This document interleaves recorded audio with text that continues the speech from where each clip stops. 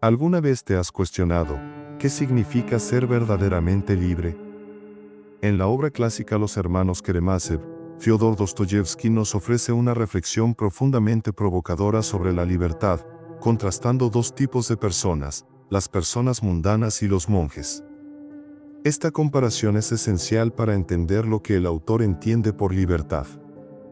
Mientras que las personas mundanas viven buscando placer y comodidad, hasta convertirse en esclavas de estas experiencias, los monjes, al renunciar a los deseos terrenales, alcanzan una libertad más profunda y genuina.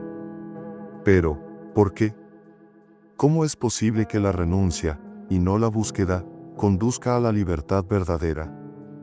Hoy exploraremos estas preguntas con mayor detalle. La libertad es un concepto que generalmente asociamos con hacer lo que deseamos, cuando lo deseamos, sin ninguna restricción.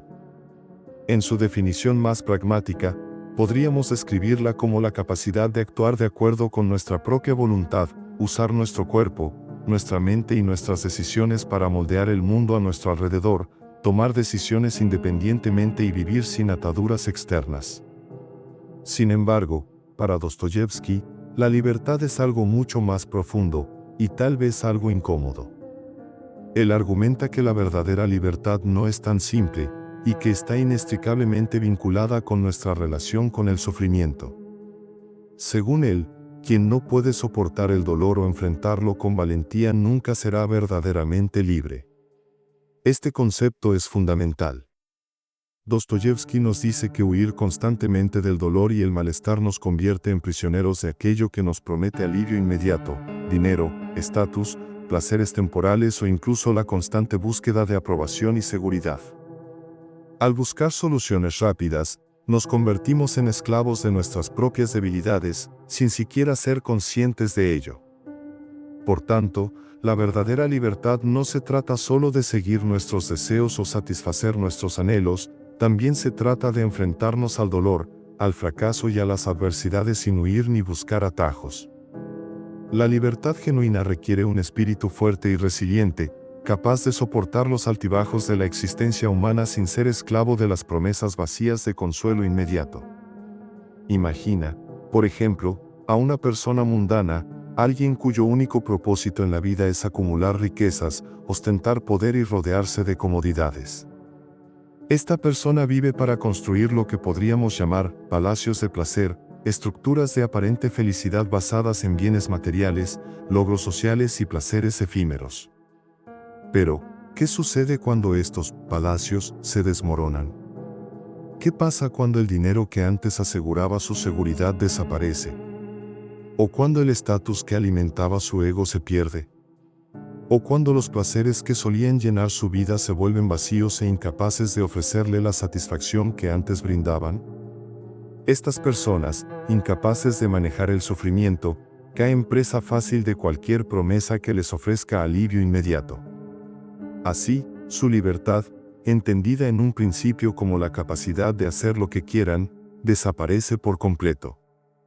Ahora están encadenados a sus propias debilidades y a las ilusiones que han creado alrededor de su vida.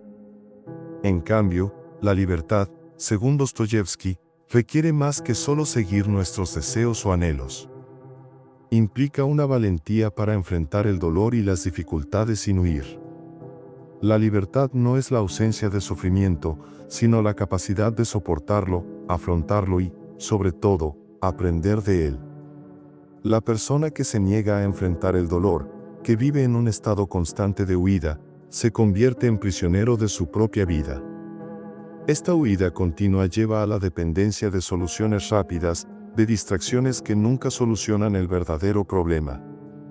Por el contrario, el que tiene la valentía de enfrentar el sufrimiento encuentra en él una fuente de fuerza.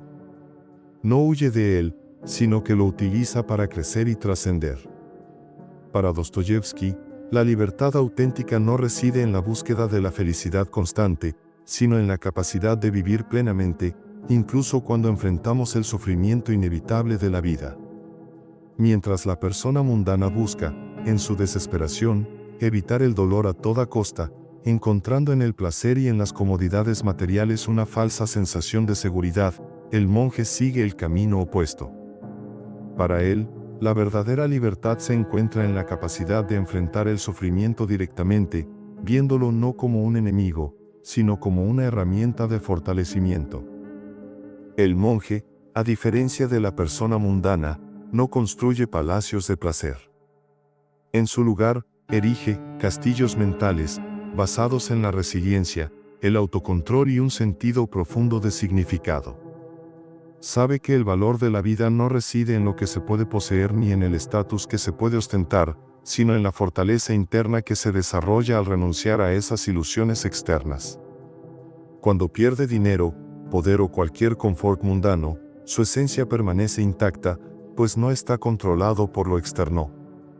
La verdadera libertad para el monje es estar libre de las ataduras materiales, y esto le permite encontrar paz incluso en medio de la adversidad. Su poder radica en lo que ha construido internamente, un carácter resiliente, una fe sólida y una comprensión de que el sufrimiento tiene un propósito más grande que la simple queja. Dostoyevski no se detiene aquí. El sufrimiento, en su obra, no es solo un medio para alcanzar la libertad.